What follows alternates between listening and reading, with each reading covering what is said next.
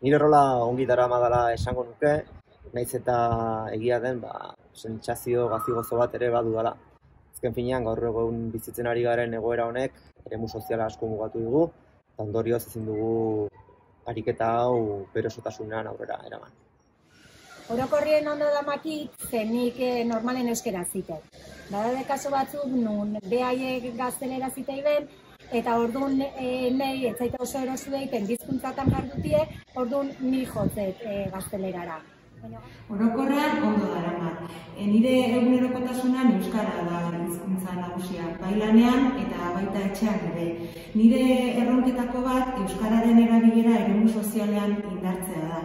Eta gaur egun bizitzen ari garen egoera dela eta erlazio sozial horiek murriztu egin direnez, zailtasunak izaten ari naiz nire helburu hori betetzeko.